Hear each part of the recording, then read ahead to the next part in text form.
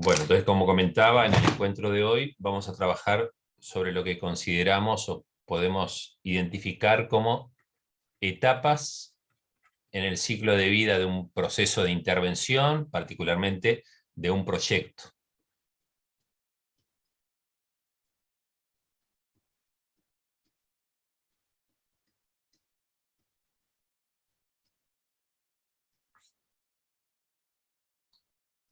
El viernes pasado veíamos, y bueno, y quedó planteado el ejercicio para hacerlo no el viernes próximo, sino que el siguiente, pero bueno, el primer principio que veíamos el viernes pasado decía que detrás de todo proceso de intervención hay una teoría del cambio. Eso mismo lo puedo utilizar para decir que, y definir, de hecho ya había adelantado esto, un proyecto como un encadenamiento lógico de hipótesis. La teoría del cambio es un encadenamiento lógico de hipótesis. Lo que vamos a ver después como cadena de resultados también hace referencia a eso mismo, a ese mismo concepto de teoría del cambio y a este concepto de ver el proyecto como un encadenamiento lógico de hipótesis.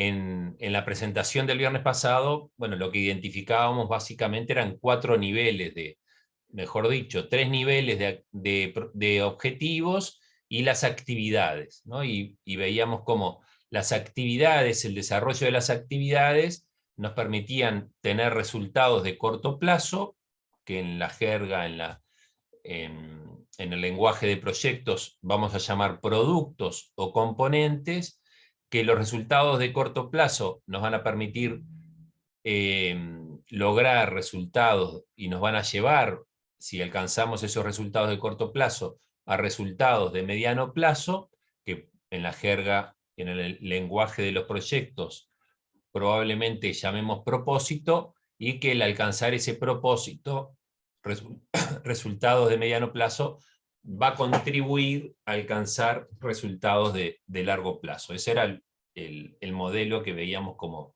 la otra vez sobre la base de este principio, el primer principio de que detrás de todo proceso de intervención hay una teoría del cambio. Profe, Sí, Juan. disculpe, pero están avisando que hay compañeros en sala de espera. Mm, no, está sola Graciela Malzoni, que está como intentando entrar, pero ya está aceptada. Ahora entró Evelyn García, que la admito, pero yo voy viendo y voy aceptando a medida que... Si no entran es porque tienen trancado el internet. Gracias igual por avisar.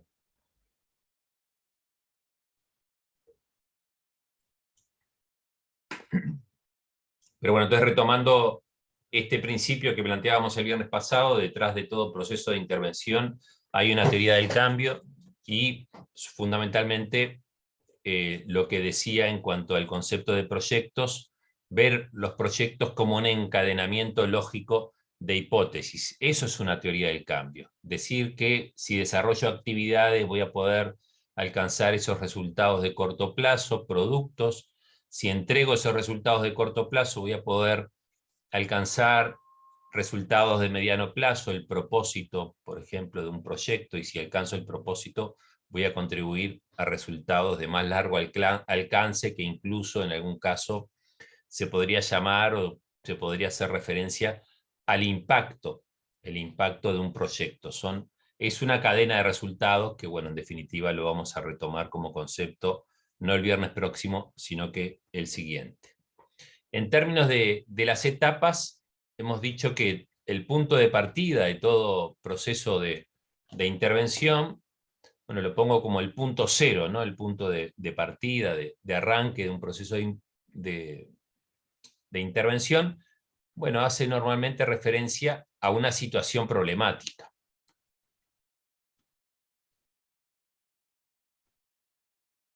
Como veíamos bueno, en lo que hemos trabajado como ejemplo de situación inicial, cuando decíamos hay una situación inicial sobre la cual una organización en general, pública, privada, organización de la sociedad civil, se propone intervenir, bueno, se plantea en un proceso de planificación una mirada de futuro de esa situación inicial, planteada como una situación futura o deseada. Sí, esto, cuando decimos que el punto de partida es la situación problemática, estamos haciendo referencia a esta misma situación inicial, ¿no? Que la poníamos como punto de partida de un proceso de planificación. Lo que estamos haciendo es decir, bueno, hay determinados problemas en esta situación, un asentamiento, como hemos puesto de referencia en varios momentos como ejemplo. El asentamiento requiere de un proceso de intervención que, bueno, que no es solo referido a la falta de vivienda, ¿no? Como también hemos planteado, sino que en un asentamiento la situación problemática es mucho más compleja que la falta de vivienda o de vivienda precaria, la existencia de vivienda precaria, indigna, o como se le quiera llamar, en función de la situación concreta que identifiquemos. Hay también seguramente problemas de desnutrición infantil, hay problemas posiblemente de contaminación ambiental, con aguas servidas en vía pública, con, bueno, falta de saneamiento, personas, viviendas, hogares que están conectados de manera irregular al alumbrado público, a la electricidad, y que reciben electricidad de una mala manera, porque, bueno, las conexiones no son a las adecuadas en términos de seguridad, etc. Hay problemas de seguridad también vinculados a situaciones seguramente de carácter delictivo, situación problemática sobre la cual definimos y tenemos pensado desde algún lugar organizacional intervenir. El proceso a recorrer, que es lo que vamos a presentar hoy, que bueno, no lo vamos a plantear en toda su extensión o profundidad, mejor dicho, vamos a hacer una presentación general, más bien arranca con lo que en el orden sería lo que llamamos la etapa de identificación de problemas,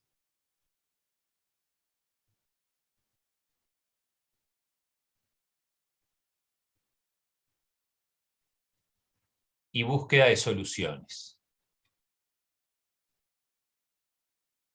Es una primera etapa a partir de la decisión que alguna organización, como planteábamos, toma la decisión de intervenir, en este caso, en ese asentamiento irregular. Ahí, en esta etapa, usamos una serie de técnicas. La primera le llamamos análisis de involucrados, las voy a mencionar todas y después las voy a ir presentando. La primera sería el análisis de involucrados. Así está planteado, por ejemplo, en el manual 42 de la CEPAL, que es de referencia. Algunos le llaman también análisis de participación.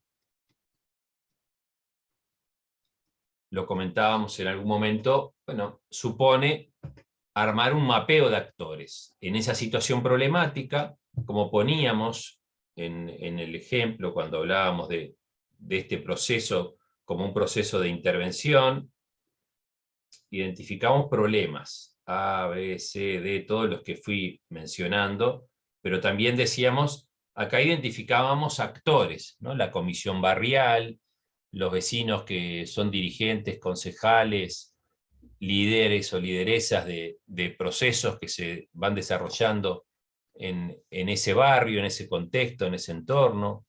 Otras organizaciones, más allá de la propia organización barrial, alguna cooperativa que pueda haber en la zona, puede ser considerada también un actor relevante en esa situación, un actor involucrado. El municipio, si hay un municipio, el consejo municipal, en Montevideo hay también consejos vecinales, la intendencia del lugar que sea, Ministerio de Vivienda, en general en los asentamientos, bueno, hay un programa, ¿no? Ya lo mencionábamos también, y ustedes lo comentaban, programa de mejoramiento de barrios, que está en la órbita del Ministerio de Vivienda. También el MIDES podría estar como actor involucrado en esa situación. En algún lugar quizás Mevir, ¿no? Por donde esté ubicado el asentamiento, bueno, ahí, etcétera, ¿no? Imagínense distintos posibles actores que podrían estar involucrados en un territorio determinado, vinculados a un asentamiento, capaz, muy probablemente, alguna iglesia, algún dirigente de esa iglesia, sea cura, pastor, monja, a modo de ejemplo, ¿no? Como posibles actores que, que están normalmente en situaciones con estas mismas características, organizaciones de la sociedad civil, no sé, algún club juvenil, algún centro CAIF, alguna organización como, bueno, en Montevideo, Gurises Unidos, Tacurú, gente que está trabajando directamente en estos barrios y en particular en los asentamientos. Análisis de involucrados. Ahora vamos a plantearles un modelo de pauta para hacer ese análisis de involucrados, pero refiere a esto, ¿no? Un análisis que trata de identificar, por eso decía, el mapa de actores que están involucrados en la situación como punto de partida para tomar en cuenta su mirada, la mirada que cada actor tiene de ese mismo asentamiento, de ese mismo asentamiento irregular, porque bueno, cada actor desde sus intereses y desde su mirada de la realidad, es probable que tenga una mirada diferente de los problemas que existen en esa situación. Y bueno, y ahí es que por eso también sería un análisis de participación, porque tomamos en cuenta la voz de cada uno de los actores que están involucrados en la situación problemática. Hecho el análisis de involucrados, que también podríamos decir y considerar un análisis estratégico de la situación, o sea, ya le di como tres nombres diferentes, ¿no? Nosotros le vamos a llamar en la metodología análisis de involucrados, pero análisis de involucrados que es también un análisis de participación y que puede ser considerado un análisis estratégico. Estratégico en cuanto al posicionamiento de los actores con respecto a los problemas, a cómo los actores se posicionan en esa situación. Recuerden que cuando veíamos este mismo diagrama, gráfico o dibujo de cómo pasar de una situación inicial a una deseada, decíamos que habían, en general, consideramos que en todo proceso de estas características hay fuerzas impulsoras del cambio, lo que podemos llamar fuerzas impulsoras del cambio, y hay también fuerzas restrictivas del cambio. Quienes están sintetizándolo, esto refiere a quienes están a favor de un posible cambio y quienes ya se ponen en contra. Y esto es lo que lleva a que el camino no sea lineal. Lo planteábamos también el viernes pasado como un principio. ¿Se acuerdan que decía que estos procesos de transformación social, de desarrollo social, no refieren a una secuencia lineal de pasos que primero A, primero después B, C, o el paso 1, el paso 2, sino que hacía referencia más bien a un proceso dialéctico de ciclos iterativos. Esta idea del espiral también, ¿no? que lo dibujábamos como que vamos para adelante y para atrás, para adelante y para atrás, para adelante y para atrás, y que nos lleva a otro punto que no era el que habíamos planificado, que puede ser mejor o peor, nunca es lineal en el sentido de que nunca vamos a alcanzar el punto ideal, ¿no? que nos proponíamos en un principio, sino que, bueno, el punto A, por llamarle de alguna manera, sino que es muy probable que lleguemos a un B o a un C, ahí dependerá de estas fuerzas restrictivas, de las amenazas del entorno, del aprovechamiento de oportunidades, etc. ¿Sí? Entonces, el análisis estratégico en el sentido de cuál es el posicionamiento de los actores con respecto al cambio, a lo que proponemos, a lo que bueno, se está intentando hacer concretamente, en este caso, regularizar, del ejemplo en el proceso que lleva regularizar un asentamiento. Actores que, como también decíamos la otra vez, a veces están a favor, pero durante el mismo proceso se pueden poner del otro lado de la vereda, ¿no? Y estar en contra, porque bueno, las realidades son complejas, los actores a su vez están, como decía Matus, están integrados por otros actores, las organizaciones tienen también sus propias lógicas internas que a veces toman una posición, pero con el tiempo las fuerzas, el poder que tienen adentro algunos miembros de esa organización cambia, y quienes antes no tenían la mayoría, después la tienen, y bueno, y así juegan los actores también en la vida de un asentamiento, en la vida de un territorio, de una sociedad, ¿sí? Entonces, actores que en sí mismos están también integrados por otros actores que también tienen sus juegos de poder y sus juegos de acción para lograr sus propios objetivos al interno de cada organización, ¿no? Esto es bien complejo de entender, pero bueno, hay toda una teoría que particularmente lo voy a poner por acá, la desarrolla un autor francés, sociólogo francés, se llama Michel Crozier, y esa teoría se reconoce como el análisis estratégico de las organizaciones.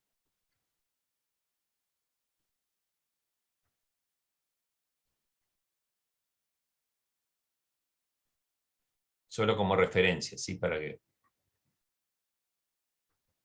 conozcan y sepan que existe.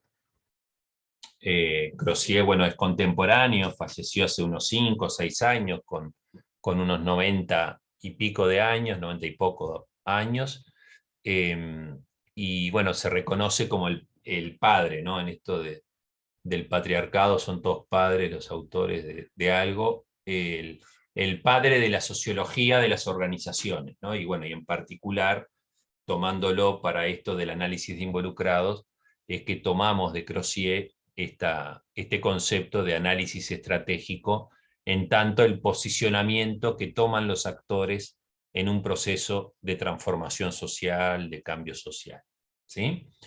Vamos a retomar esto, pero bueno, por ahora lo dejamos planteado por ahí, y después que les presente el recorrido de etapas, vamos a ir uno a uno en este caso con lo que puede ser una pauta para el análisis de involucrados. Seguido el análisis de involucrados, le sigue como técnica el análisis de problemas. ¿Sí? Partimos de una situación problemática. En el análisis de involucrados vamos a ver la mirada, la perspectiva, la percepción de cada actor con respecto a la situación y cómo percibe, y los problemas que para cada actor hay, lo que puede ser para algunos actores el problema principal, la desnutrición infantil, porque lo sienten en carne propia, tienen hijos en esa etapa de la vida y lo sienten. Para otros quizás sea el empleo, sea la contaminación ambiental, porque no tienen niños, y bueno, por ejemplo, y no tratan el tema de la infancia, etc. Entonces los problemas se ven en función de los intereses y de cómo cada uno percibe esa misma realidad, ¿no? La realidad es la misma, pero la perciben de manera diferente. Entonces, análisis de problema, donde vamos a construir un diagrama, así como hay una pauta del análisis de involucrados, acá vamos a tener un árbol de problemas.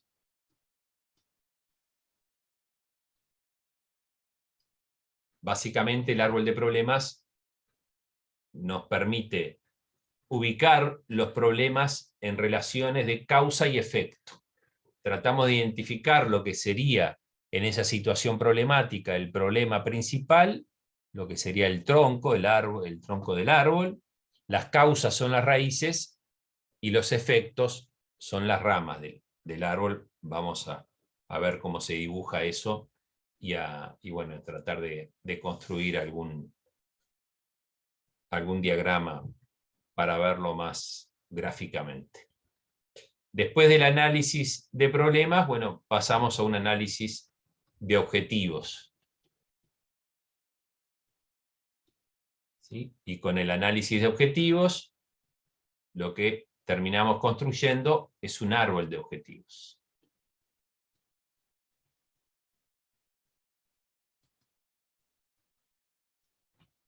Después lo vemos y lo vamos a ver con un ejemplo. Básicamente, el árbol de objetivos surge del árbol de problemas. Lo que hacemos es transformar los problemas en posibles soluciones.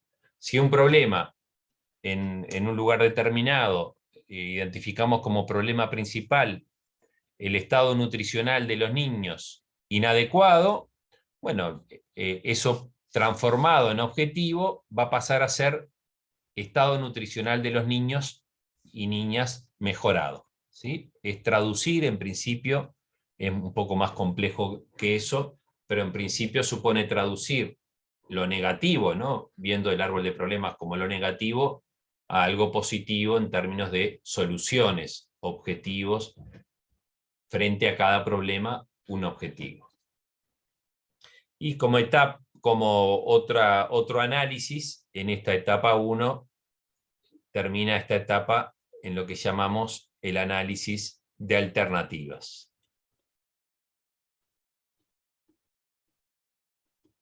Porque vamos a ver que bueno, de ese análisis de objetivos pueden salir varias vías diferentes de solución a un mismo problema. Y cuando hay varias vías diferentes de solución a un mismo problema, tenemos que elegir. Todos los caminos no es posible. De hecho, el manual lo plantea de esta manera. Pueden ser esas vías alternativas de solución, pueden ser complementarias, y ahí no tenemos por qué descartar, a no ser que no contemos con todos los recursos como para hacerlo, o excluyentes. Si son excluyentes, bueno, tengo que elegir, y ahí es que hago un análisis de alternativas. El análisis de alternativas, fundamentalmente sobre la base de los criterios que vamos a ver el próximo viernes, de eficacia, eficiencia y sostenibilidad, bueno, nos va a permitir elegir la alternativa que sea más eficaz, más eficiente y más sostenible,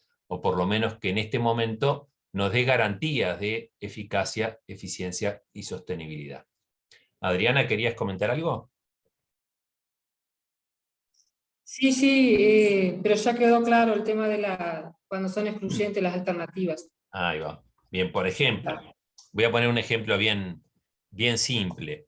En un tema vinculado a la circulación vial y a la seguridad en el tránsito, en una esquina puede haber un problema identificado de varios accidentes, ¿no? Accidentes en una esquina en particular. Yo me acuerdo que cuando era chico, en la esquina de casa siempre había algún accidente que incluso vivíamos en la esquina y entraba, a veces los autos se metían para dentro del jardín, ¿no? Entonces, accidentes de tránsito en una esquina.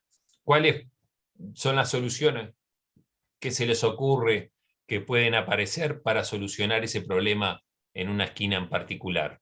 Tiren ideas, a ver qué. ¿Semáforos? Semáforos, poner semáforos, por ejemplo. ¿Qué más? Resaltos o reductores de velocidad. Eso, los lomos de burro, ¿no?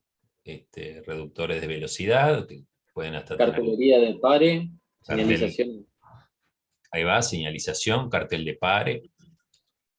En algunas esquinas hay incluso espejos, dependiendo, ¿no?, cómo es la esquina, pero bueno. En realidad no todas, pero son excluyentes. Si pongo semáforo, no pongo todo el resto, por ejemplo, ¿no? Y ahí hay una situación de tener que excluir y elegir, por ejemplo, una alternativa u otra. Es bien simple el ejemplo, pero hay ahí una situación concreta en la que podría tener que llegar a elegir, porque no voy a poner semáforo, cartel de pare, cartel de ceda al paso, lomo de burro y espejo, porque no tiene sentido, ¿verdad? Entonces, ahí es que veo, bueno, en función, las intendencias ya lo tienen seguramente técnicamente muy calculado, ¿no? En cuanto a, según la cantidad de autos que pasan, según la cantidad de accidentes, no sé cómo será técnicamente, pero ahí es que tenemos que hacer una selección de la mejor alternativas, ¿sí? Y ahí es que vamos a retomar el viernes estos criterios de eficacia, eficiencia y sostenibilidad. Adriana. No, quedó claro. Bárbaro. El análisis de alternativas termina con el árbol de objetivos podado, ¿sí? Ahí le hicimos una poda y por ahora vamos a decir que a eso le llamamos, a ver dónde está el puntero para escribir, la estructura analítica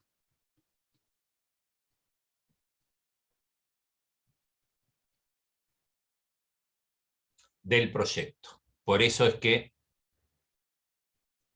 en esta etapa de análisis es una etapa de identificación de problemas y búsqueda, me quedo cortado ahí, de soluciones. ¿Sí? Entonces, termina con lo que consideramos, bueno, se le llama teóricamente la estructura analítica del proyecto. Esto está bien planteado así mismo en el manual 42 que tenemos de referencia. Sí, ahí terminó la primera etapa. Ahí tenemos lo que podemos considerar también un primer lineamiento, un primer esbozo, ¿no?, con la estructura analítica del proyecto, de lo que podríamos considerar también cuál es nuestra estrategia de intervención. Hay distintas formas de llamarle, pero bueno, en el manual aparece como estructura analítica del proyecto, puede ser considerada también mencionada como estrategia de intervención. O sea, ya vamos a tener identificados en esa etapa qué medios vamos a tener que desarrollar en un proceso de intervención para alcanzar los resultados que nos proponemos alcanzar, ¿sí? Por ahora, teóricamente, es ese el planteo, ¿sí? Planteo que, como les decía, ahora vamos a ver para el análisis de involucrados, el cuadro que nos va a permitir hacer un análisis de involucrados, lo que es un árbol de problemas, de objetivos, y bueno, en realidad lo que podría llegar a ser la estructura analítica del proyecto, pero bueno, de nuevo, recuerden que esto lo estamos viendo de una manera más bien teórica, ¿no?, de cómo es el proceso, cómo es la metodología, para después del parcial poder hacer el ejercicio práctico, ¿no?, sobre la base de un ejemplo bien concreto. Hecho este análisis, ¿no?, de identificación de problemas, búsqueda de soluciones, y habiendo identificado la estrategia de intervención, bueno, la otra etapa, la etapa 2, es la etapa que le llamamos directamente la etapa de diseño, ¿sí? Acá es que vamos a utilizar una matriz de planificación, que bueno, según la metodología, el manual 42 y lo que nosotros utilizamos de referencia, no es la única, pero es la más utilizada en términos de incluso de diseño de política, de gestión pública, o cuando un ente, una organización, un organismo que financia proyectos te pide que presentes un proyecto, bueno, lo que se usa normalmente es lo que nosotros vamos a ver como matriz de marco lógico.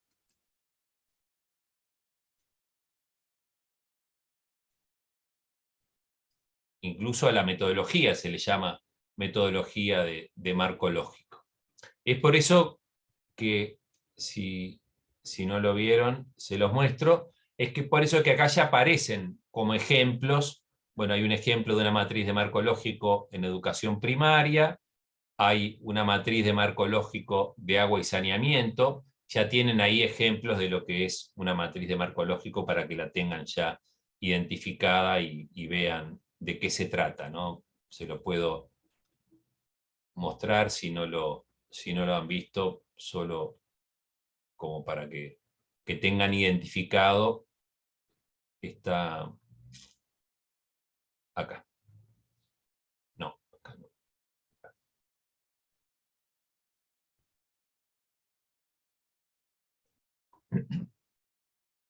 Disculpen que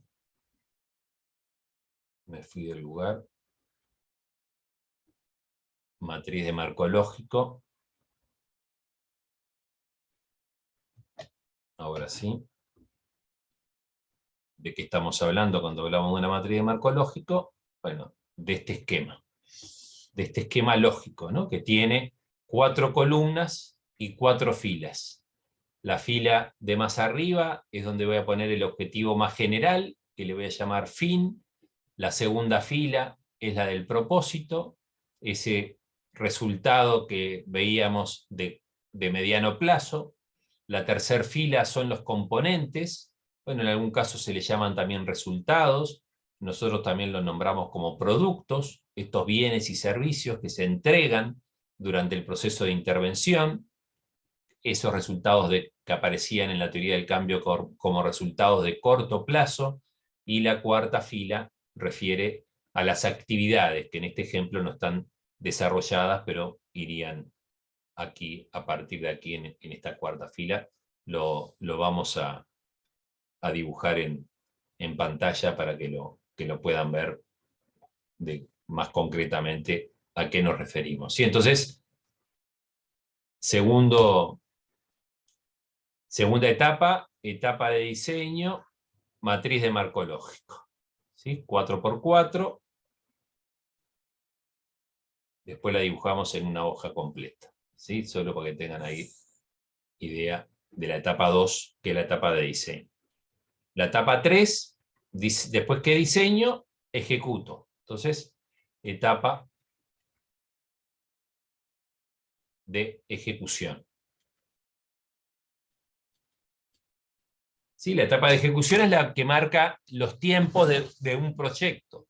Por más que vine trabajando desde hace tiempo atrás en analizar la situación problemática, en diseñar toda la estrategia, sobre la base de la metodología de marco lógico, el proyecto, la etapa de ejecución es la que marca el inicio y la finalización del proceso de intervención. La etapa de ejecución arranca con la primera actividad que identifiqué que tenía que estar desarrollando para ir entregando productos y alcanzando los resultados que me propuse alcanzar, y termina cuando alcancé el propósito, lo que vamos a llamar propósito, como aparecía antes, resultado de mediano plazo. Y después de la etapa de ejecución, termina, alcancé los resultados, en este caso el asentamiento está regularizado, están hechas las calles, está mejorado el tránsito, están las viviendas construidas, hechos los realojos para las familias que había que realojar porque no había espacio para mejorar su vivienda, o estaban en la ribera de algún arroyo, de algún río, o una parte que era inundable, entonces hubo que realojarlos, etcétera. Todo lo que supone, en términos de productos, entregar a una población determinada. Termina todo eso, se logra la regularización, se logran los resultados, mejora el estado nutricional de los niños, disminuye la contaminación, etcétera, etcétera. Todo lo que hicimos el análisis previo, terminó el proyecto. ¿Cuál sería la etapa final? ¿Qué harían después ustedes de terminada la ejecución? ¿Qué ponen? Evaluación. Bien, bien, Adriana. Etapa cuarta en este proceso, ¿no?, que estamos recorriendo, etapa de evaluación. ¿Sí? En realidad, cuando la ponemos como una etapa al final de todo el proceso, refiere a lo que, bueno, a lo que se llaman, hay dos tipos de evaluación que van al final, y lo pongo acá entre paréntesis. Podría ser la evaluación, lo que se llama evaluación de resultados del proyecto, los alcancé, no los alcancé. De nuevo volvemos a aquellos criterios que vamos a ver el viernes que viene más concretamente. Fui eficaz, no fui eficaz, fue eficiente, no eficiente, es sostenible, no es sostenible. Resultados en función de las metas planificadas. O, cerré el paréntesis, pero lo abro de nuevo, también hay ahí, después de haber terminado un proceso de estas características, una evaluación se llama de impacto. Esto lo vamos a ver al final de todo el semestre, con el último encuentro que vamos a hablar de evaluación. Bueno, la evaluación de impacto normalmente se hace un tiempo posterior al haber finalizado el proyecto, 1 año, 2 años, y bueno, lo que, a diferencia de la evaluación de resultados, lo que hace es comparar, en lo posible, población objetivo, o sea, la que tuvo como beneficios, tuvo uso de los servicios que prestamos y se benefició del proyecto, con población con características similares que no tuvieron estos beneficios. O sea, podríamos comparar un asentamiento que se regularizó con un asentamiento que no se regularizó para, bueno, obviamente poder ver que el impacto de todo el proceso de intervención, de qué manera incidió en la vida de la gente. Sí, Adriana. Eso que está planteando nos planteó la profesora de Planificación y Gestión 1, Mariela Tapié, Sí. que ella quería hacer ahora en marzo de este año una evaluación, porque como se retiraban los OCAT de los barrios, a ver el impacto después del periodo, a ver cómo seguía la población. Ahí va. Bueno, terminan, exacto, cierra un proceso de intervención, en este caso a través de una política, del MIDES, de un programa, los OCAT, los Servicios de Orientación, Consulta y Asistencia Técnica, y bueno, una evaluación de impacto, en realidad, en ese caso sería comparar población que recibió los beneficios del SOCAT durante un tiempo con población que no recibió los beneficios de un SOCAT. Entonces, si el recorrido de la gente y el resultado en la gente de ese servicio, bueno, da cuenta de que están en un lugar diferente, el impacto es la diferencia, ¿no? Dicho acá casi que de manera matemática, es mucho más complejo esto, pero el planteo teórico es así. Bueno, el impacto es la diferencia entre los resultados que obtengo en la población que fue beneficiaria de ese servicio versus la situación en que población con similar característica y no tuvo ningún tipo de asistencia por parte de ningún SOCAT, bueno, ¿en qué situación está hoy, 10 años después, 5 años después de haber iniciado este servicio? Si los dos siguen estando sin trabajo, si los dos siguen estando con problemas de salud, si las dos poblaciones siguen estando con las características que tenían al comienzo de todo el proceso, bueno, en la evaluación de impacto va a dar cuenta de que el dispositivo SOCAT no dio ningún resultado. Bueno, muy probable que algún resultado haya dado, y bueno, y lo obtenemos de comparar población beneficiaria con población que no obtuvo beneficios. Esto es capaz que, supongo yo, que puede llegar a ser fácil de entender así en cuanto a cómo uno lo plantea. En los hechos es mucho más complejo hacer una evaluación de estas características, ¿no? Porque hay que salir a buscar información y hay que ir para atrás en la vida de la gente para encontrar un punto de partida similar y poder hacer ese tipo de comparaciones. Entonces, no es algo que normalmente se haga, pero bueno, es un tipo de evaluación. ¿Sí? Tenemos entonces evaluación a lo largo de todo el ciclo de vida. Tenemos una evaluación diagnóstica de tipo diagnóstico en el inicio, tenemos una evaluación de procesos en la etapa de ejecución, durante el proceso de ejecución, tenemos una evaluación inicial, ahí es cuando empezamos y arranca la etapa de ejecución. Bueno, vamos a ver que hay distintos tipos de evaluaciones, ¿sí? Entonces, por ahora, a esto refieren lo que llamamos etapas en el ciclo de vida de un proyecto. Esto concretamente también va a ser lo que ustedes tengan que entregar como segundo parcial, más allá de que pueda haber alguna pregunta más teórica en el primer parcial con respecto a este recorrido y a lo que está en el manual 42, que ya les comenté.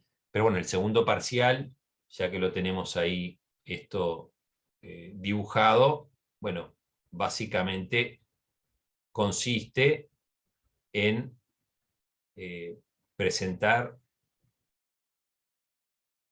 estas tres. El punto de partida, que es la situación problemática, una situación problemática que ustedes tendrán que elegir y describir en una hojita, o sea, no es más que eso.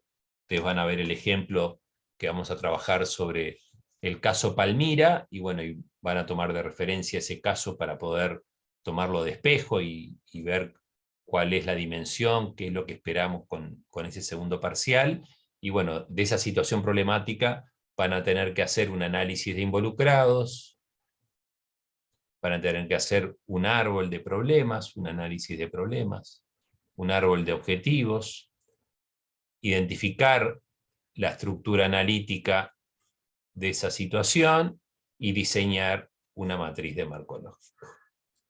¿Sí? Pero bueno, lo que queríamos hoy, fundamentalmente, era que conocieran, hacer una introducción a esto y que conocieran la existencia de todo este proceso, y que bueno, y que lo llevara obviamente a leer en el manual 42 lo que supone, ¿no?, todo este recorrido. Les decía, vamos a ir viendo, bueno, un poco lo que ya mencionamos, ¿no? Fundamentalmente, cómo hacemos el análisis de involucrados, un dibujo, un diagrama del árbol de problemas, cómo se dibuja teóricamente y cómo se transforma en un árbol de objetivos, y de qué estamos hablando cuando hablamos de estructura analítica de un proyecto. Y bueno, y después ya les mostré un ejemplo, lo tienen ustedes ahí disponible, lo pueden bajar, de matriz de marco lógico, pero bueno, concretamente dibujar una matriz con los titulares, ¿no?, de cuáles son los contenidos de una matriz de marco lógico. En el caso del análisis de involucrados, ¿no?, que está por acá, lo primero que hacemos, decíamos, es un mapeo de actores. Un mapeo de actores que supone entonces identificar los actores, ¿no? ¿Cuáles son? Hoy mencionábamos, bueno, en un asentamiento, un listado importante posible, ¿no? Hay que ver cada situación. En algunos casos hay los que mencionamos, en otros no.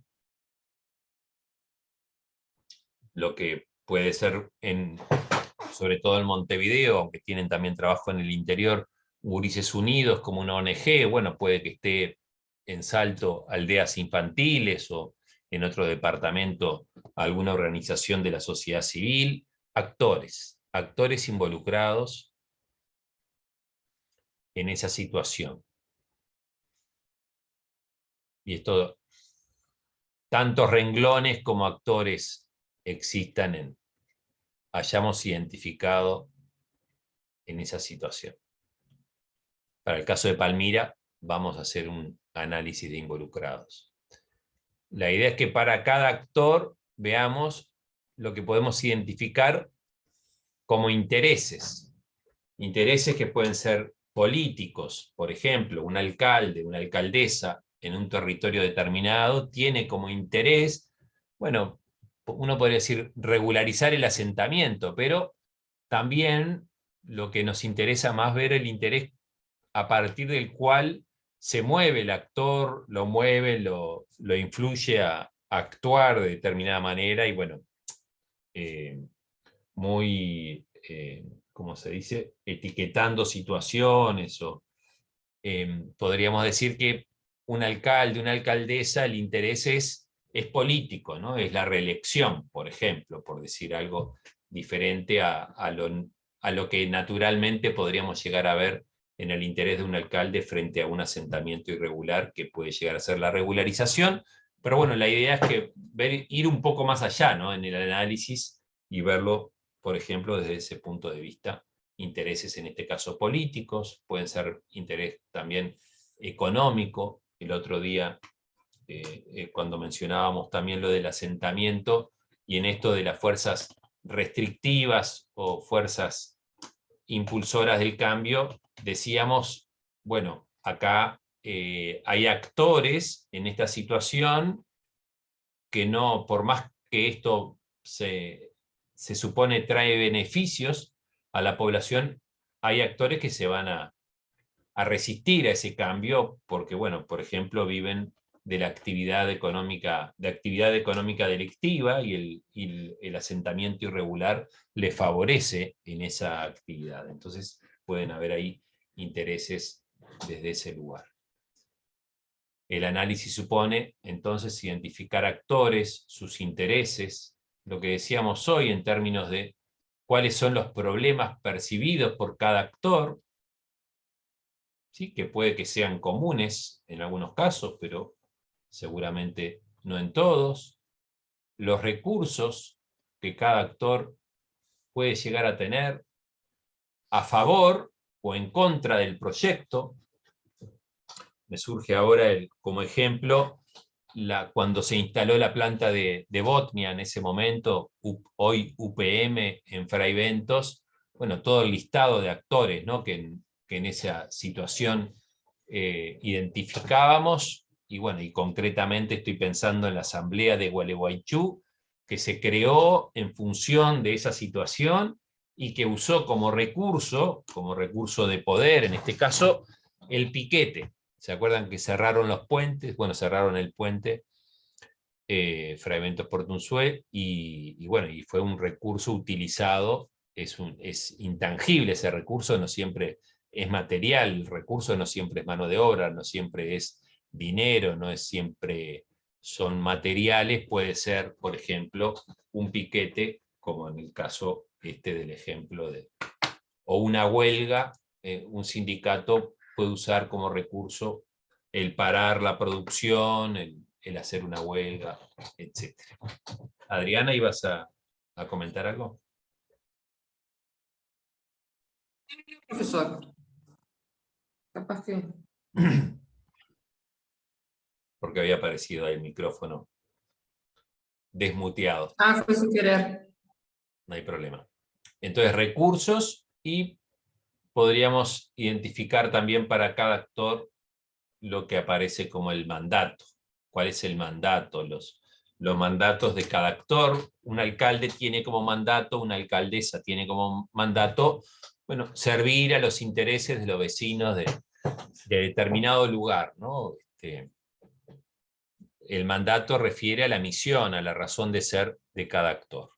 Pero bueno, esto es una forma, ¿no? Esto es una pauta nomás posible para el análisis de involucrados. Vayan al manual 42, hay otras formas también de profundizar en un análisis de involucrados. Michel Crozier, que mencionaba, hace también un planteo particular, agrega acá, por ejemplo, en un análisis de estas características, conflictos potenciales, qué conflictos podrían llegar a visualizarse, que no existen, ¿no? Pero que se podrían llegar a visualizar, de nuevo, con UPM, la instalación de la planta de celulosa. En ese análisis previo a la instalación se podría haber identificado como conflicto potencial el conflicto con Argentina, con los ambientalistas, etcétera. A modo de ejemplo, conflictos potenciales podríamos agregar. Podríamos agregar también alianzas previsibles. ¿Con quién es previsible? No es algo que necesariamente exista al momento de hacer el análisis, sino que frente a la situación de querer cambiar una situación como esta, pasar de una situación inicial a una situación deseada, bueno, acá muy gráficamente podríamos decir que es previsible que aquellos actores que están a favor tengan una alianza para que el proyecto salga, y es previsible de antemano que quienes se puedan ubicar en contra de la transformación de ese asentamiento, de la regularización, generen también una alianza, ¿no? Ahí hay múltiples maneras de hacer un análisis de involucrados. Nosotros vamos a usar esta pauta y es la que le vamos a pedir para el segundo parcial. De acá decíamos en el proceso, análisis de involucrados, análisis de problemas. En el análisis de involucrados tenemos ya identificado para cada actor un listado de problemas, ¿sí? Ustedes muy probablemente con Camila de manera presencial, bueno, con el caso que les vamos a plantear de Palmira, les vamos a hacer entrega para el caso concreto, de un listado de problemas que aparecen en esa situación. Llegadas tarde al trabajo, por ejemplo, un problema. Mantenimiento inadecuado de vehículos, otro problema que aparece en esa situación. Servicio de la compañía pública de autobuses inadecuado, inseguro, no confiable. Presupuesto es insuficiente. La flota vieja, problemas, ¿sí? De una situación en un lugar determinado, las tarifas solo cubren el 75% de los costos operativos, lo estoy leyendo al revés. Reducción de la demanda del transporte público de pasajeros, caminos en mal estado, etc. Hay un listado de problemas en una situación problemática que tiene que ver con el transporte público de pasajeros en una localidad determinada que se llama Palmira. Entonces, el árbol de problemas nos permite, de todo este listado de problemas, que ya van a haber estado identificados en este análisis primero de involucrados, bueno, poder elegir en la discusión, ¿no? Esto nos surge de manera espontánea, hay que analizar los problemas y ver sus relaciones, cuáles son causa de cuál otro problema, y ahí vamos a ver con la técnica cómo va surgiendo cuál es el problema principal, el tronco del árbol, sus causas, ¿sí? Imagínense que son las tarjetitas que les mostraba ahí, las causas,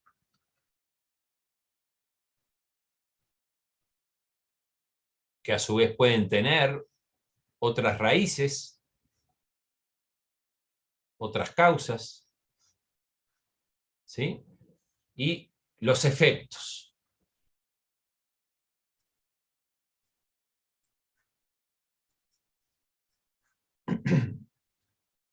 Por eso es el árbol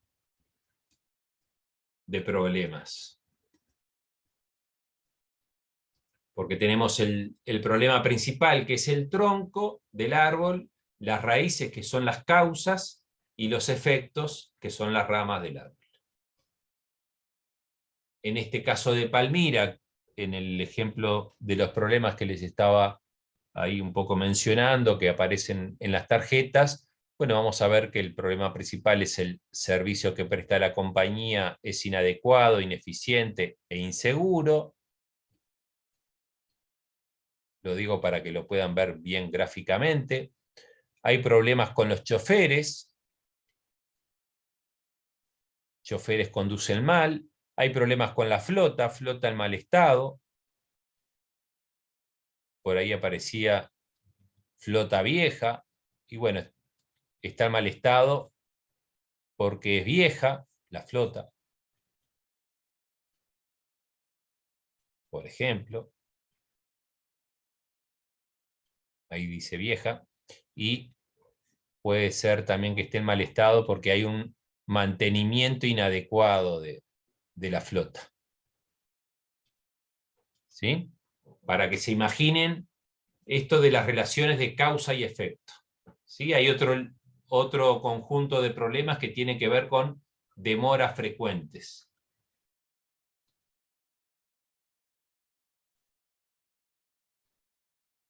¿Por qué hay demoras frecuentes? Porque, bueno, también puede ser por accidentes, puede ser demoras frecuentes porque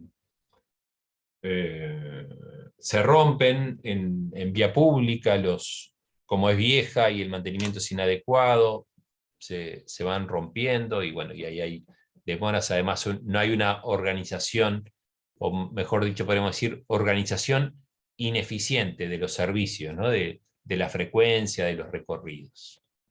¿Qué genera que sea inadecuado el servicio? Bueno, genera, como planteábamos por ahí, una disminución de la demanda. Cada vez menos vecinos de esa localidad utilizan el sistema de transporte público de pasajeros. Lo que a su vez genera que haya más tránsito, porque la gente sale a buscar medios alternativos de transporte, y eso genera más accidentes de tránsito, más demoras, etc. ¿Sí? Un problema sobre el que un alcalde, una alcaldesa, un intendente, una intendenta debería actuar, ¿no?, en una situación concreta.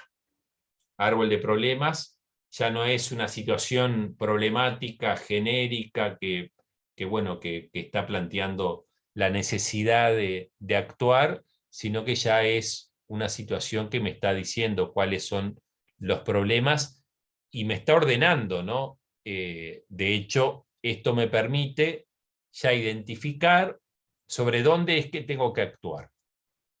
¿Sí? Entonces, del árbol de problemas que pasábamos, como dijimos al inicio, al árbol de objetivos. ¿Sí? Lo que vamos a hacer es copiar el mismo árbol de problemas. Vamos a copiar esa hoja. Y vamos a trabajar el árbol de objetivos sobre el calco, digamos, para que lo puedan ver bien cómo se elabora el árbol de objetivos a partir del árbol de problemas. Entonces acá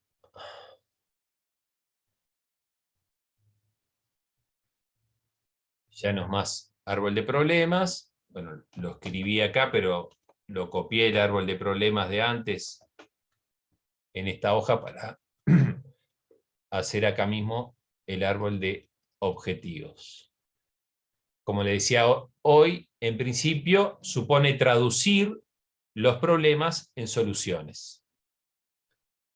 Sí, Paula, no sabría qué hacer. Que le mande un mensaje a Camila, en todo caso, por mail, y que le plantee la situación. Entonces, en el árbol de objetivos lo que hacemos es transformar, decíamos hoy, el problema en una solución. ¿Sí? Zuli Ferreira, si hace rato que está intentando entrar. Sí. ¿Cómo transformamos el negativo en positivo? Bueno, lo que era como problema principal, servicio que presta la compañía pública de autobuses inadecuado, inseguro, ineficiente. Bueno, no lo puse todo acá. Servicio adecuado, seguro, eficiente.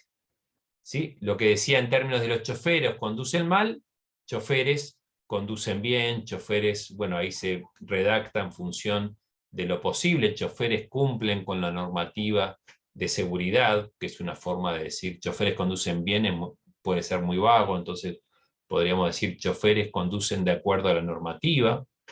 Flota en mal estado, flota en buen estado. Es la solución, lo que quiero transformar. Demoras frecuentes, bueno, esto es más complicado traducirlo, entonces ya no es tan fácil el blanco y negro, es decir, bueno, acá podría decir cronograma de rutas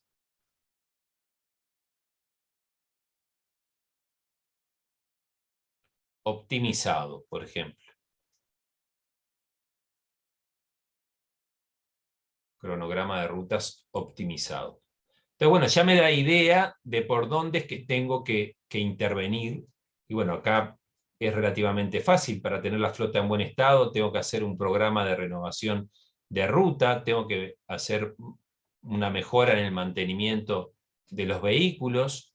Para que tener un cronograma de rutas optimizado, bueno, tendré que ir viendo, ¿no? Que normalmente uno sale a buscar experiencias de otros países, porque frente a los mismos problemas ya se han encontrado soluciones, y bueno, salir a buscar información, bibliografía, lecciones aprendidas en otros lugares, mejores prácticas, y ahí es que empiezo a abrir el abanico de posibles soluciones, ¿sí? Acá hay mucha tecnología para tener, bueno, hoy por hoy, sobre todo en lo que conozco en Montevideo, de hecho se ha instalado mucha tecnología para que la gente tenga la percepción de que los distintos tipos de ómnibus, de transporte público de pasajeros, no demoran, porque antes el que te decía, bueno, viene a las 10, pasa el 60 y eran las 10 y no pasaba, porque bueno, hubo algún accidente y no sabías ni siquiera dónde estaba, y bueno, o a veces el chofer no había podido ir a trabajar y entonces se había complicado el cambio de horario, de turno y no sé qué, y el que iba a pasar a las 10 no pasó. Hoy por hoy, con tecnología, GPS, aplicación e incluso un centro de operaciones, se controla todo el recorrido y se va mandando información. Ahí hay mucha tecnología y mucha alternativa seguramente a elegir en términos de tecnología para encontrar la mejor solución. Entonces, bueno, ahí es que después pasamos al análisis de alternativas. Con los choferes lo mismo, ¿no? Si los choferes conducían mal porque, bueno, ¿por qué conducían mal? Seguramente a través de determinado tipo de capacitación, de sensibilización. Por ahí aparece también que conducen mal y además son descorteses. Bueno, hay todo un programa que puede desarrollarse de sensibilización, de mejora, ¿no? en el manejo y en el trato, ¿no? Porque ahí hay un vínculo también, seguramente hablando del servicio adecuado con cada vecino que sube al vehículo, de un trato que es esperable tener por todos los cambios que han tenido las sociedades, ¿no? Por ejemplo, de acoso, por ejemplo, de maltrato, etcétera, ¿no? Ahí hay seguramente que ver concretamente la situación para analizarla bien y, bueno, y ver las soluciones y en función de esas soluciones elegir la mejor. ¿Sí? Entonces, acá es que vamos ya teniendo en el árbol de objetivos todo un listado posible de soluciones y todo un encadenamiento lógico, porque en definitiva voy a poder intervenir, lo vamos a ver bien concretamente, en esta parte del árbol para lograr como resultado servicio adecuado y contribuir sustantivamente a algo, a un objetivo más general, que puede ser un aumento de la demanda, puede ser una disminución de accidentes de tránsito. Habrá que ver en esa relación cuál era el efecto que provocaba que el servicio era inadecuado y, bueno, en términos de diseño de proyecto, cuál encontramos como mejor objetivo general, fin del proyecto, ¿sí? Entonces, de nuevo, una primera mirada de lo que son estos análisis. Ustedes hoy no van a terminar de entenderlo, saber de qué se trata, saber que esto existe como técnica, que se utilizan tarjetas. Yo de hecho tengo acá mismo y las he usado para varios procesos, tarjetas en blanco que, bueno, dependiendo de la situación, de los problemas, de lo que estamos facilitando para hacer esto mismo, bueno, cada uno pondrá el problema que en función de lo que entiende que es la situación. Me pasó, pongo de ejemplo, bueno, en Paraguay lo hicimos con el análisis muy global de los problemas, imagínense, de toda la sociedad paraguaya para el PNUD, el Programa de Naciones Unidas para el Desarrollo en Paraguay, y armar una teoría del cambio de todo el Programa de Naciones Unidas para el Desarrollo en Paraguay, los grandes problemas de desarrollo, y bueno, se usó esta misma técnica. Recuerdo también, a modo de ejemplo, con la Intendencia de Rivera, un proceso de armado de un presupuesto por resultados, y bueno, se tomó de ejemplo la ineficiencia en el corralón, concretamente como un problema principal, el servicio justamente ineficiente de una intendencia, no importa cuál sea, y se trabajó con las causas de esa ineficiencia y con los efectos, y las tarjetas fueron las que nos sirvieron para que cada actor involucrado en esa situación, en ese análisis, pusiera su problema identificado, su mirada. Entonces, no es solo teórico esto, sino que se utiliza en la práctica y da muy buenos resultados. Árbol de objetivos, análisis de alternativas. Aplicamos lo que vamos a ver justamente el viernes que viene como criterios, por eso lo vamos a retomar, los criterios de eficacia, eficiencia y sostenibilidad, para elegir en un análisis de alternativas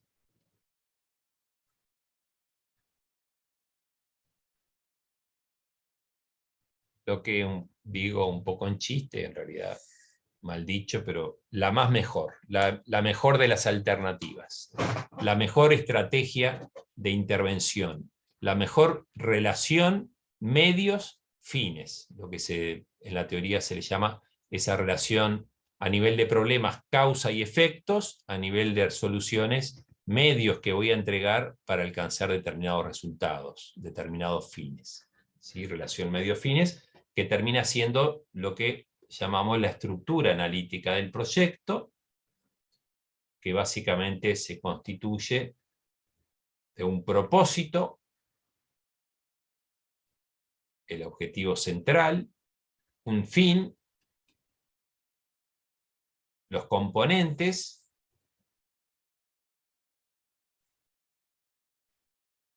que se van a entregar en el marco del proyecto,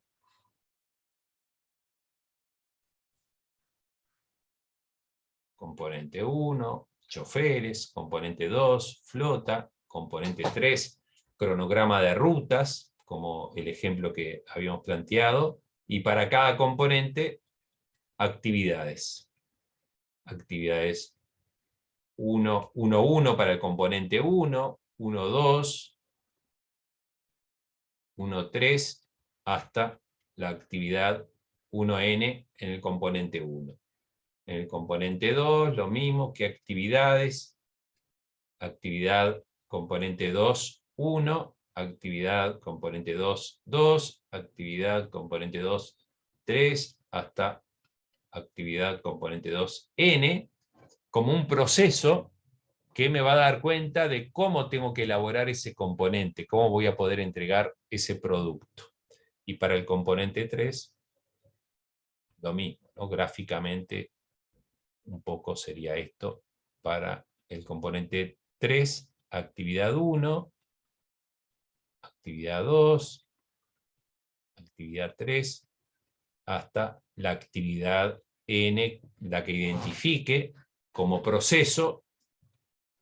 Por ejemplo, si digo choferes, tengo que entregar choferes capacitados, porque es una de las condiciones en la que apareció en el análisis para alcanzar el servicio adecuado, eficiente y seguro. Bueno, el proceso lógico de actividades es que tengo que capacitar a los choferes. Entonces, la primera actividad será hacer un diagnóstico de necesidades de capacitación. La segunda, identificar los choferes que hay que capacitar. La tercera, diseñar un plan de formación. La cuarta, contratar los docentes. La quinta, ejecutar el plan de capacitación. La sexta, si ustedes quieren, evaluar el plan. ¿Sí? Imaginarse como proceso cuál es a nivel de actividades, todo lo que hay que hacer para entregar ese componente. ¿Sí? Entonces logro, en el análisis de alternativas, elijo lo que es para mi proceso de intervención la estructura analítica del proyecto.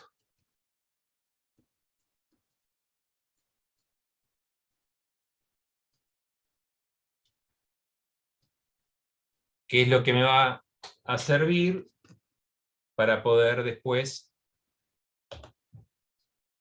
diseñar, ahí termina la etapa 1, diseñar la matriz de marco lógico.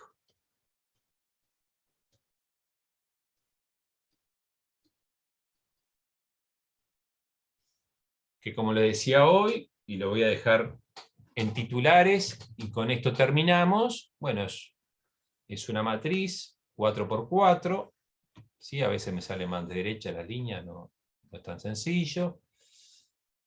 Todo terreno, 4×4, 4 filas, 4 columnas, básicamente, como el ejemplo que les mostraba hoy.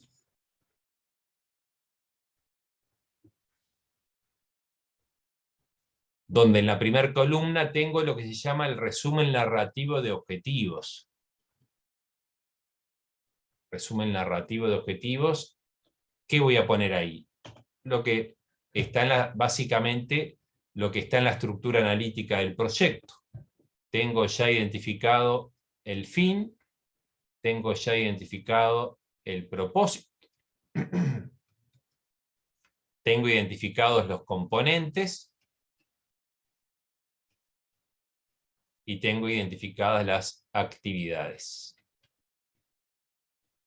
Entonces, básicamente, la primera columna es una copia de la estructura analítica del proyecto.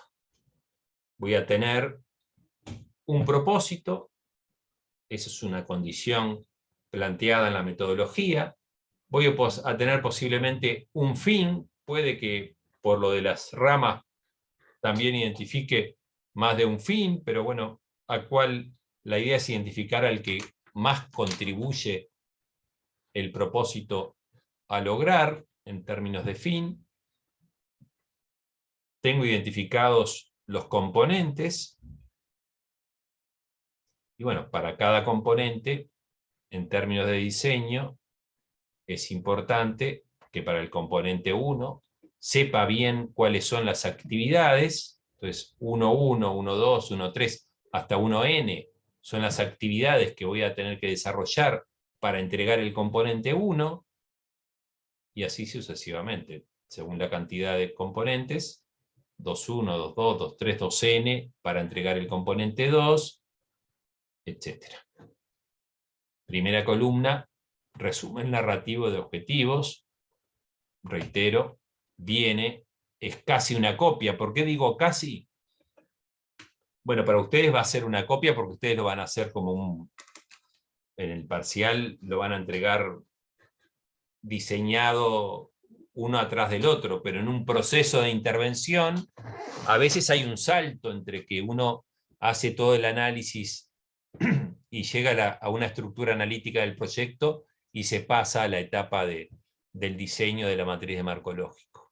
A veces incluso cambian los técnicos, y quienes hacen el análisis previo no son los mismos que hacen la matriz de marco lógico. Entonces, ahí surge una etapa que refiere a un tiempo a veces más largo, a veces más corto, y se puede llegar a reformular lo que para uno fue la mejor estrategia de intervención como estructura analítica del proyecto. Después el que va a diseñar se da cuenta que hay inconsistencias, que bueno, surgieron cosas nuevas en ese periodo en el que no se hizo nada y que se perdió el tiempo, o que bueno, por algo no sucedió lo que no pudo suceder. Entonces no siempre es un calco el resumen narrativo de lo que surge en la etapa anterior. Reitero, en el caso de ustedes sí debería ser un calco, porque ustedes van a hacer toda la secuencia. En el caso de Palmira, que es el ejercicio práctico, sí va a ser un calco, porque ustedes van a hacer un ejercicio modelado que supone una secuencia de un paso atrás del otro. En la realidad eso a veces varía según los tiempos. En la segunda columna lo que tengo son lo que en la metodología de marco lógico llamamos indicadores.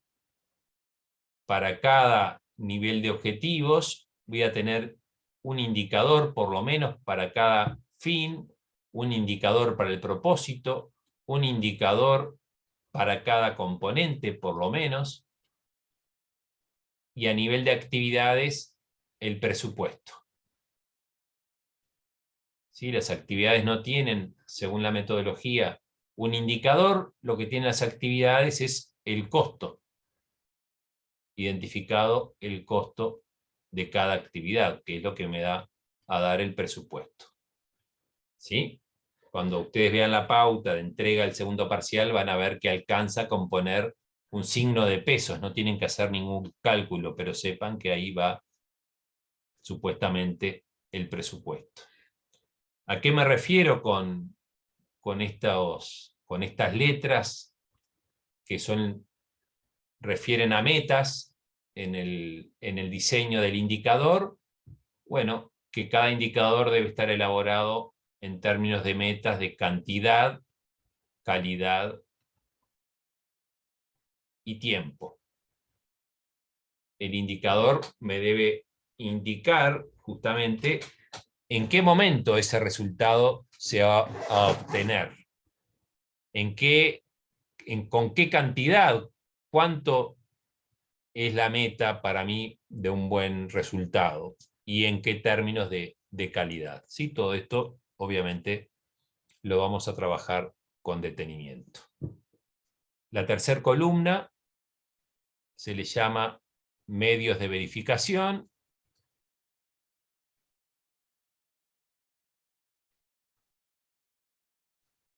Refiere a la evidencia donde voy a ir a recoger la información.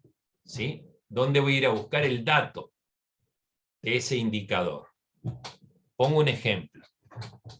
De acuerdo a esto que estábamos viendo del servicio que presta la compañía pública de transporte público de pasajeros adecuado, eficiente, seguro, bueno, ¿cómo lo puedo medir ese propósito que iría acá? Podría decir, una forma de medir si el servicio logró ese resultado de ser adecuado, eficiente, seguro, podría poner como indicador, aumenta. Lo escribo en la otra hoja para que se lea mejor. Aumenta en un 30% el grado de satisfacción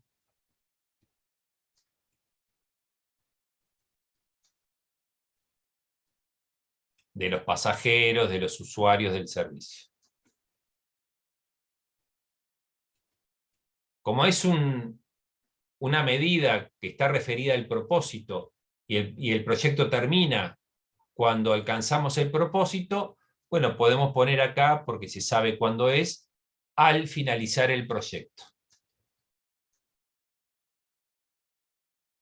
¿Sí? Como una meta de tiempo, lo que decíamos al finalizar el proyecto empieza en un momento determinado, termina en otro, entonces, bueno, una forma de entenderlo posible es esta, poner al finalizar el proyecto. Otra es directamente poner a fines del diciembre del 2025, ¿no? Un proyecto de estas características puede durar por lo menos 3 años, ¿no? Entonces, 22, 23, 24, bueno, un poco más de 3 años, o a junio del 2025, como medida que me va a indicar el éxito o no de este proyecto, tomo el grado de satisfacción de los usuarios, y para mí pasaría a ser una meta de relevancia que aumente el 30%.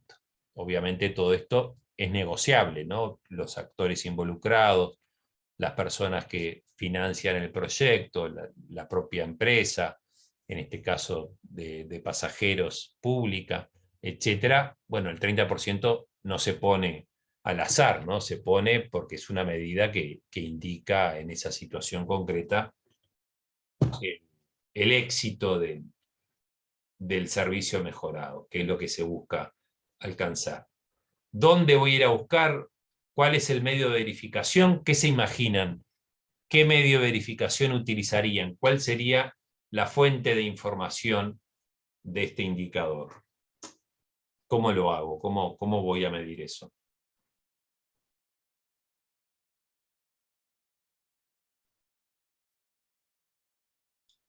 ¿qué instrumento utilizarían para medir el grado de satisfacción de los usuarios de un servicio?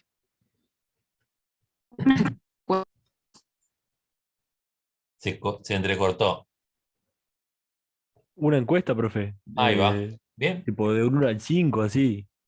Bueno, ahí seguramente, ahí va, se pueden hacer entrevistas, dice Florencia. Más que nada, la encuesta es lo que mejor mide el grado de satisfacción, se construye a partir de una serie de preguntas que se le hace a los usuarios, y bueno, se define un índice de satisfacción a partir de distintas medidas, y se logra medir el grado de satisfacción de los usuarios. Entonces, el medio de verificación, en este caso, es la encuesta. Encuesta de satisfacción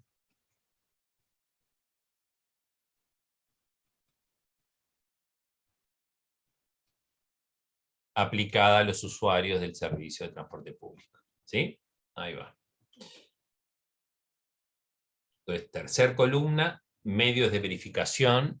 La evidencia. ¿Dónde está la evidencia de que lo que yo dije que iba a suceder, de lo que yo dije que íbamos a lograr en términos de resultados a partir del desarrollo de las actividades, la entrega de los componentes, se alcanzó o no se alcanzó? Es lo que me va a permitir ir a buscar la fuente de información, ¿no? Medio de verificación, evidencia, fuentes de información, lo que me va a permitir medir el logro o no logro de los resultados. ¿Sí? Es la base para hacer lo que se llama, en términos de proyectos, el monitoreo y la evaluación del proyecto. Y por último, la última columna, le llamamos supuestos. Es la columna de supuestos. Que bueno, lo que vamos a decir por ahora, y acá terminamos, la columna de supuestos refiere a las condiciones externas que se dan en el marco de todo proceso de intervención, lo que a nivel de planificación estratégica veíamos como amenazas, oportunidades. Acá más bien vamos a hablar de los riesgos del contexto, de qué pasa. Bueno, pueden haber riesgos a nivel como condiciones externas, de que haya actores que se oponen, y una condición externa es, en realidad el supuesto vamos a ver que se escribe en positivo, o sea, el supuesto es la condición que tiene que suceder. Acá, por ejemplo, una condición es que el sindicato de choferes, por ejemplo, acepte la propuesta, esté de acuerdo, participe de las formaciones, como una condición externa que no depende directamente de la compañía pública, en este caso, que es quien ejecuta el proyecto de pasajeros, sino que depende de otro actor, en este caso, el sindicato, como el ejemplo. Bueno, las condiciones externas refieren en general a condiciones políticas, condiciones económicas, el valor de determinados productos, o la variación hasta en el precio del dólar, cuando un proyecto contrata incluso recursos humanos, personas, o adquiere equipamiento que está fijado en dólares. El valor del dólar, que es un aspecto económico a considerar, bueno, puede ser una condición también externa. Condición legal, que, no sé, por decir algo ahora, a nivel del uso de la marihuana, bueno, una condición para determinados proyectos era que se aprobara la ley. Bueno, que se apruebe una ley puede ser una condición a nivel legal, a nivel jurídico, a nivel social, cultural, en muchos casos de proyectos sociales, la participación de la gente, el compromiso de los padres, de las madres con el cuidado de la alimentación en un centro CAIF. Yo les doy prácticas higiénicas adecuadas, ¿no? En el propio transcurso del día les voy sensibilizando, educando en cómo cepillarse los dientes, qué prácticas higiénicas deben de tener, en general, adecuadas. Bueno, una condición externa es que para lograr resultados en la casa, esas prácticas se mantengan también, y no solo en el centro educativo, etc. Hay N ejemplos de cuáles podrían ser los supuestos. En definitiva, como definición, refieren a condiciones externas. Otros factores que están fuera de control de quien lleva adelante el proyecto, porque, bueno, depende de otros actores, y bueno, por eso son externos al equipo del proyecto. ¿Sí? Y pueden ser, como decía, condiciones económicas, condiciones políticas, jurídicas, sociales, culturales, legales, como un listado que no es exhaustivo, pero que se lo pueden imaginar. En definitiva, bueno, lo que vimos hoy refiere a lo que podemos considerar las etapas en el ciclo de vida de un proyecto de intervención, de un proceso de intervención, más concretamente de un proyecto que parte, como veíamos, generalmente de una situación problemática, y bueno, toda esta, en definitiva, planteado en términos de etapas, refiere a una metodología, ¿no? Una metodología de análisis, de diseño y de pasos, ¿no? También que obviamente siguen ese principio de ser iterativos, ¿no? Porque el análisis de involucrados, por ejemplo, lo pusimos primero, pero también sigue después, seguimos analizando cómo se mueven los actores en este juego que decíamos que permanece, ¿no? De cómo se ponen a favor y cómo van variando también a lo largo del proyecto.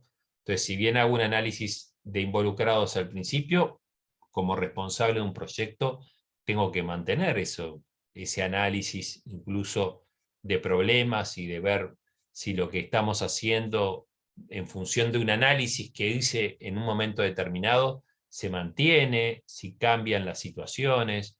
Bueno, eso es lo que en el lenguaje de proyectos se conoce como el monitoreo de todo el proceso, para ir viendo si se va obteniendo los resultados que tenía previsto alcanzar en esto que yo arranqué diciendo que era considerado el concepto de un proyecto como encadenamiento lógico de hipótesis. Porque bueno, ese encadenamiento lógico es justamente de hipótesis en la etapa en que la diseño. Después tengo que ver si eso es realidad o no, y tengo que controlar. Y controlo a través de la medición de los indicadores, de las metas que me propuse, controlo si voy alcanzando o no esas metas, y si, bueno, si hay desviaciones, como en todo proceso social, porque hay actores que aparecen que antes no existían, porque hay vaivenes políticos, económicos y de fuerzas de poder entre los actores que van haciendo que la realidad cambie. Pero bueno, yo tengo un sistema de monitoreo, de control de todo el proceso, y voy generando como respuesta acciones correctivas, ¿sí? Porque lo que planifiqué, lo que me planteé en términos de hipótesis, bueno, finalmente no sucedió tan así como yo me lo imaginaba, o como el conjunto de actores que participaron en un inicio del análisis y del diseño se imaginaron que iba a suceder. Entonces, bueno, todo eso supone todo el proceso, que bueno, lleva tiempo, lleva años, planteado hoy solo de manera rápida en 2 horas y a nivel muy, muy general, teórico, pero que bueno, que ustedes van a poder profundizar con la lectura del manual 42 y van a poder conectar de nuevo con estos conceptos el viernes que viene, cuando hablemos de eficacia de los criterios, eficacia, eficiencia y sostenibilidad, el viernes siguiente cuando hablemos de la cadena de resultados, y el posterior cuando hablemos del alcance de responsabilidad de la gerencia de un proyecto.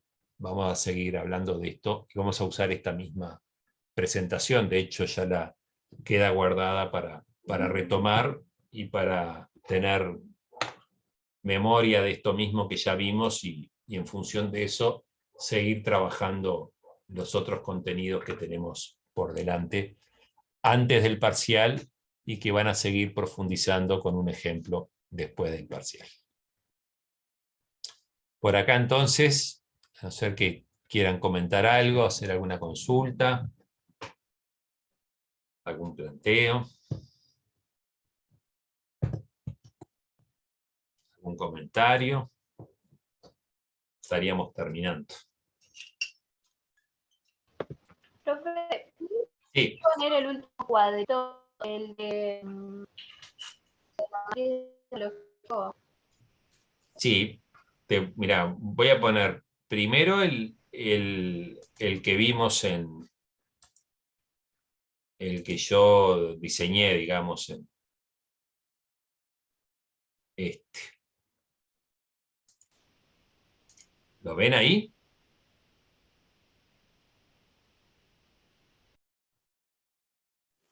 Sí, sí se ve. Bien. Ahí está. Primero ese. Bien, sí. Las 4 columnas y las 4 filas, ¿sí? La columna del resumen narrativo de objetivos, también podríamos llamarle la estrategia, lo que refiere a la estrategia de intervención. ¿Por qué hay acá un encadenamiento lógico de hipótesis? Porque lo que tengo acá es que si desarrollo todas estas actividades, entonces voy a poder entregar los productos. Si entrego los productos, entonces voy a poder lograr como efecto directo de la entrega de los productos el propósito. Y si alcanzo el propósito, voy a contribuir sustantivamente a alcanzar el fin. En un proceso de estas características, el fin no se alcanza con un solo proyecto.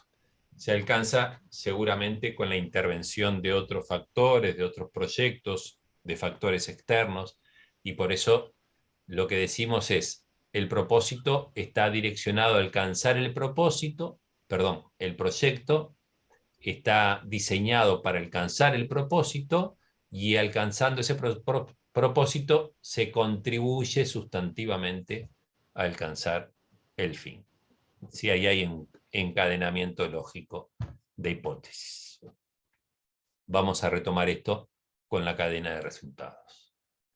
Y la otra forma, la otra matriz que les mostré,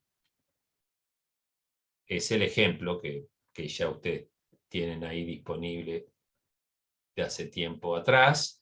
Este caso, el que bajé, que lo tienen ahí, el proyecto de agua y saneamiento. Miren cómo tienen acá el resumen narrativo, los indicadores, los medios de verificación y los supuestos.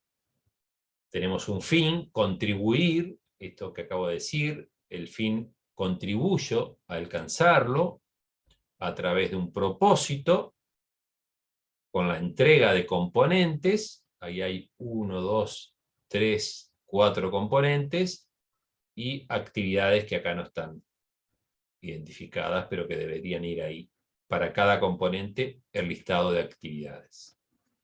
Tengo indicadores para cada nivel de objetivos.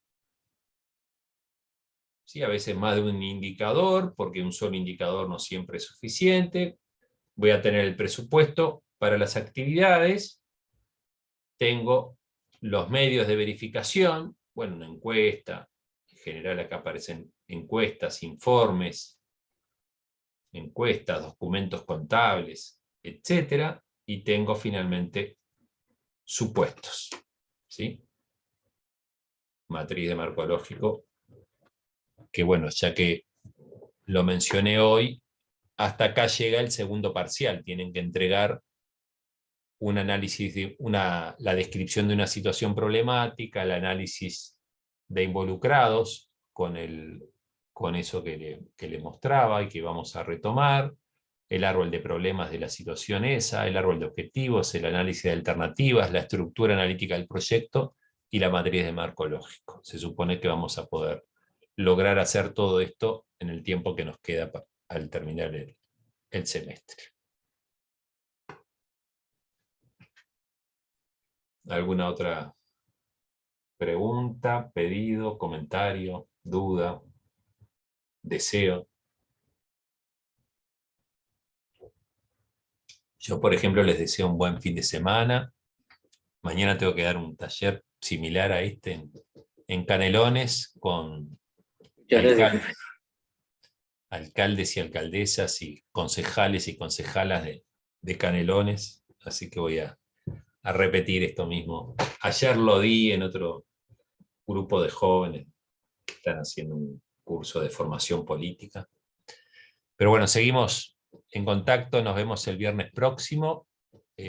Traten de ir leyendo muchas gracias, Florencia. Traten de ir leyendo ese manual 42 con tiempo para el parcial, porque hay que procesarlo, entonces ya lo tienen ahí a disposición, hagan ese intento.